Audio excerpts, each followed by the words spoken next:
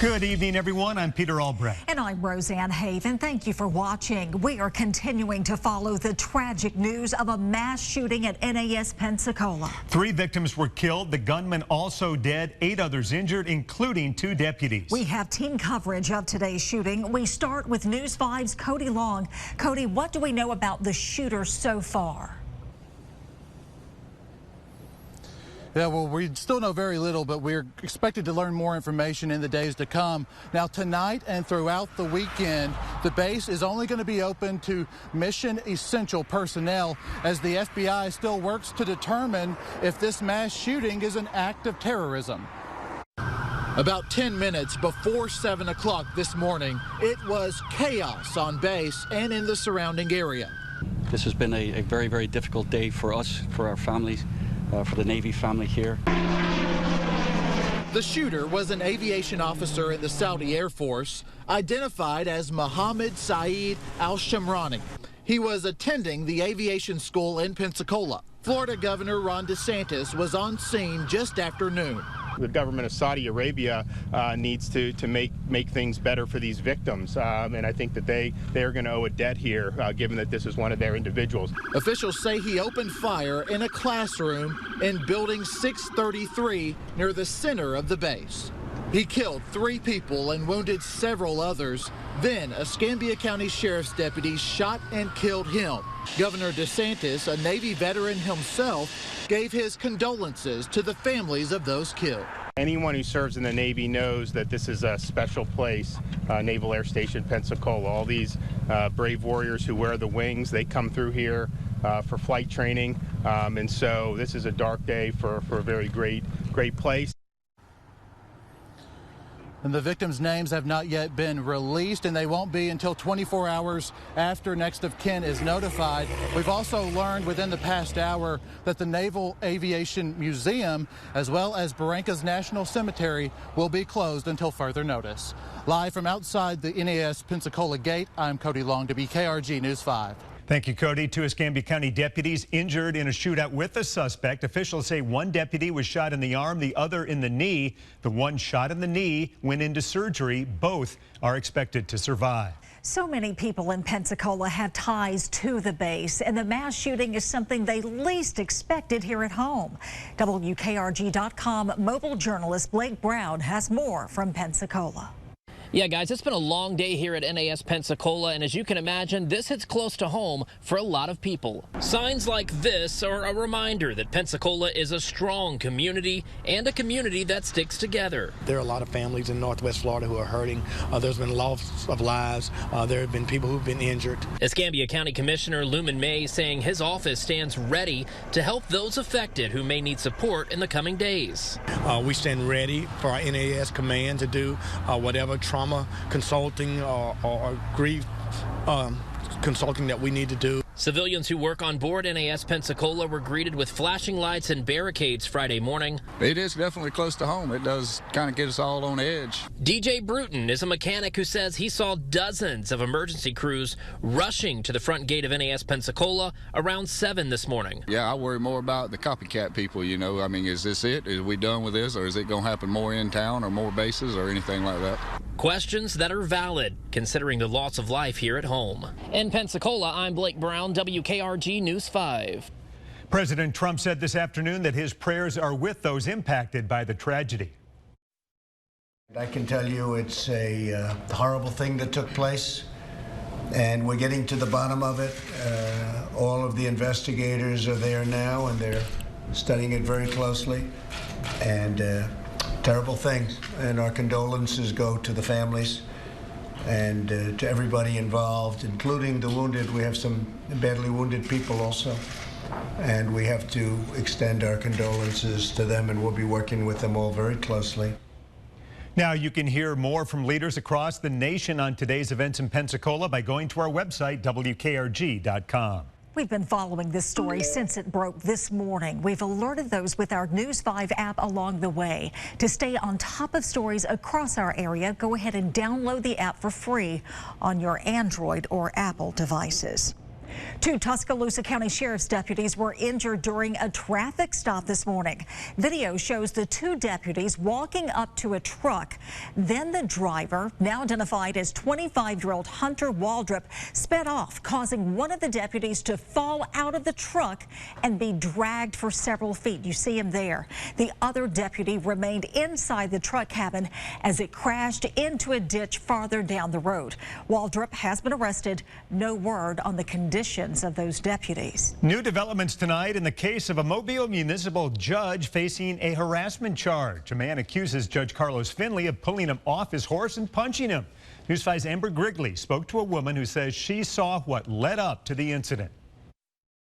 Had he done what we instructed him to do, had he been in compliance with our requests, none of this would have happened. What was supposed to be a fun-filled weekend for La Flora High School alumni to get together and celebrate. We literally raised $85,000 for our school that weekend. Ended in chaos. We had thousands of people at this event. He came speeding through there. I said, my God, is the horse running away from him? I mean, what's going on with this man? Just days after the weekend event, Howard Finley Glaude Jr. filed a police report accusing Mobile Municipal Judge Carlos Finley of pulling him off of his horse and hitting him in the face several times after the horse defecated at the high school alumni event. We're saddened. I mean, we are just, because he's done so much for the community to get caught up in a situation, in my opinion, could have been avoided. Brenda Gay is on the Alumni Association Executive Board. She says they asked Glaude to leave with his horse long before the altercation between him and Judge Finley. We said, sir, please remove your horse from the area. You are not allowed on the field. We don't need, horse manure, any other thing out here. Gay says she didn't see the altercation between Glaude and Judge Finley. She says she saw Glaude head towards the field, but didn't know he was still making his rounds. I actually thought that when we told him to leave, that it was over. And then I left immediately after that. So, and had he complied, there would have been no need for a police officer anyway, had he just done what I thought he had done. In Mobile with photojournalist Arnell Hamilton, I'm Amber Grigley, WKRG News 5. A Mobile school bus with students on board crashed this afternoon. It happened on Howells Ferry and Overlook Roads. The bus coming from Augusta Evans. School officials say no one was hurt. A new bus picked up some of the students while parents came and picked up the rest. Well, some people saw some rain this afternoon, but since then things have pretty much cleared up rain-wise in our area. Yeah, and the weekend's just about here. Let's check in with our chief meteorologist, Ed Bloodsworth. Yeah, just a couple of little drops left, but we will include a small rain chance tonight, and that small rain chance looks to carry through the upcoming weekend as well. So let's take a look at what's happening right now. Most of the rain that's fallen this afternoon, we've saw a pretty good amount in our northern counties, but right now all that's left are just these little showers that you can see mostly in the Florida Panhandle. They're exiting Okaloosa County, but in the last couple of minutes, I've seen a couple little spot showers here over Escambia County, also stretching through central portions of Baldwin County near Stapleton. A couple of raindrops coming down right now. As we go through the evening, again, I leave in the rain chance. I think it's less than 30%. Spotty showers here and there. A few more could develop through the course of the evening, but it's not going to be any kind of rain out by any means. Other than that, mostly cloudy sky. Now, I mentioned the rain chances. They are going to sort of stick around here through the weekend, along with some very stubborn cloud cover.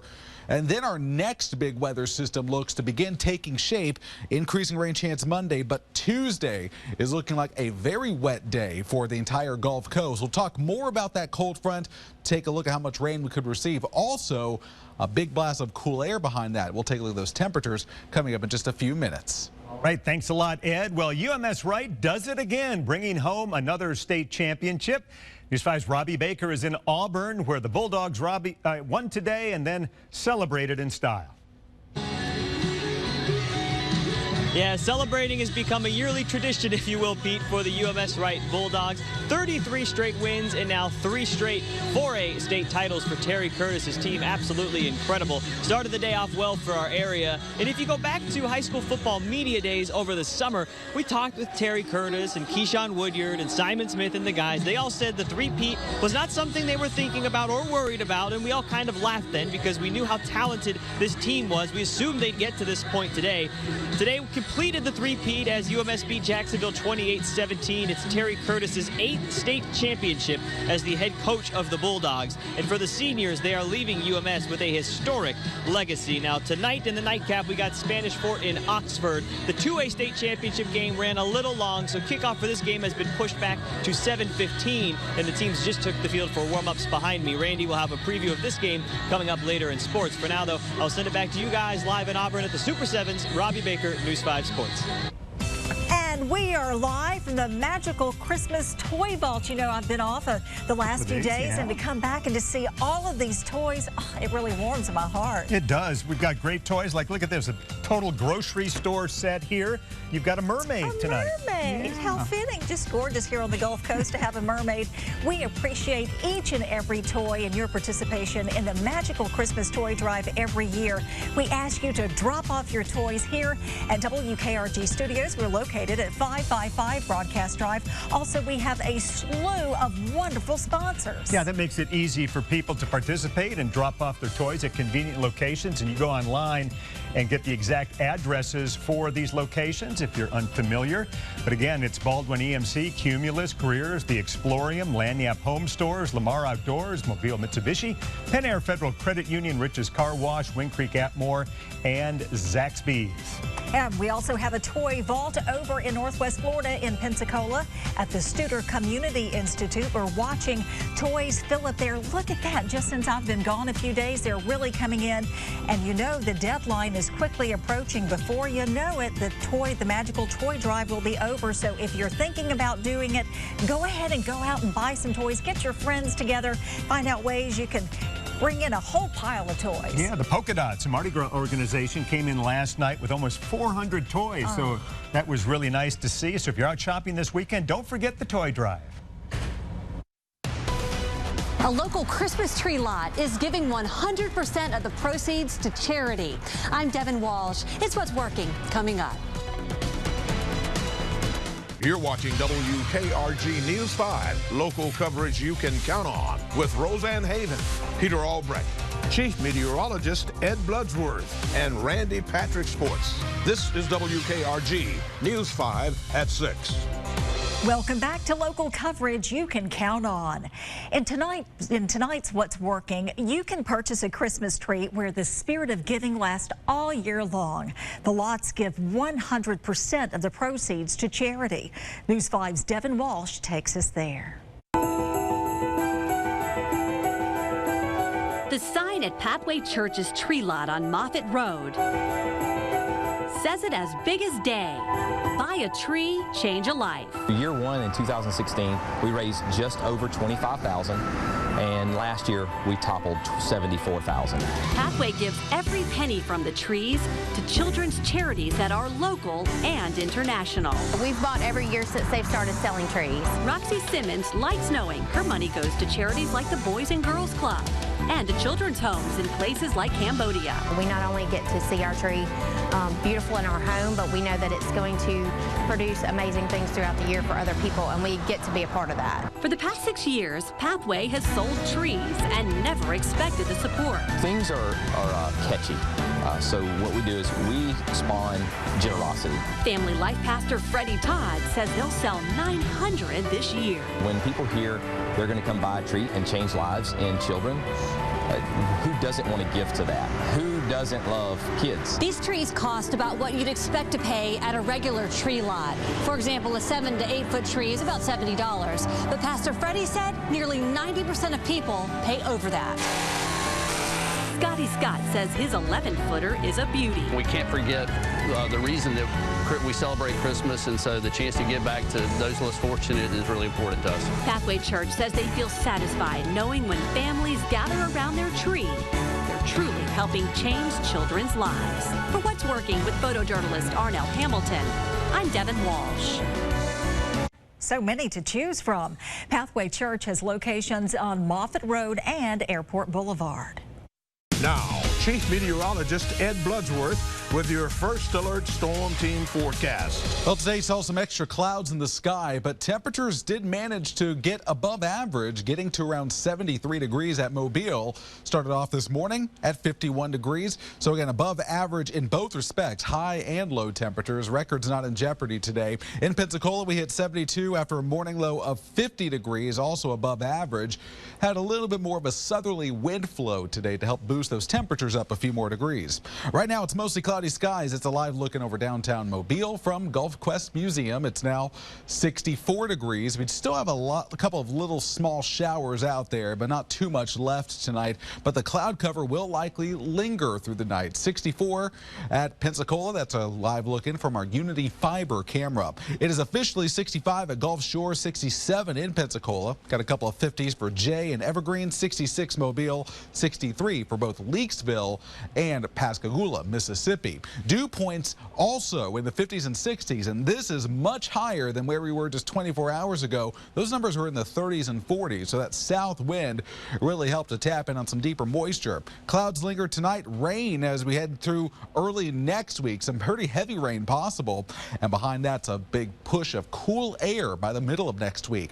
Tonight, the only thing that's left over, just these little rogue showers. We're seeing them moving out of Baldwin County and into Escambia County, Florida, kind of having a hard time holding together. I do leave in a small rain chance of the night, generally less than 20%. 56 degrees is where we'll start off your Saturday. Again, a spotty shower possible, but it's mostly just leftover cloud cover. And throughout the weekend, I think we'll have periods of more clouds than sun. Small rain chance for tomorrow as well at 20%. You'll notice as we go through the day, mostly cloudy skies. Temperatures will be into the 60s, middle 60s, right around 64, 65 for your afternoon high. But don't expect too much rain. We'll notice the forecast model paints out a lot of cloud cover tonight and tomorrow morning. Area of low pressure just gets stuck to our south, and then some small showers. I think the best rain chance will be along coastal areas tomorrow.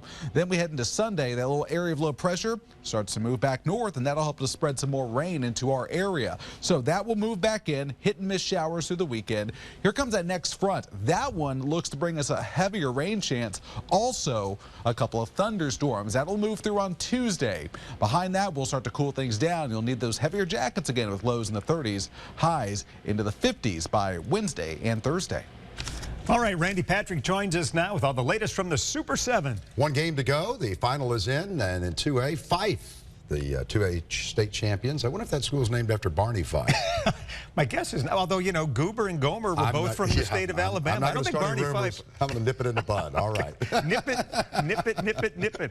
All right, coming up, we've got some good news concerning UMS, and we'll talk about tonight's finale up in Auburn. Plus, news that four-star Alabama recruit DeMoy Kennedy visited LSU last weekend and apparently got the attention of Coach Nick Saban. That story just ahead.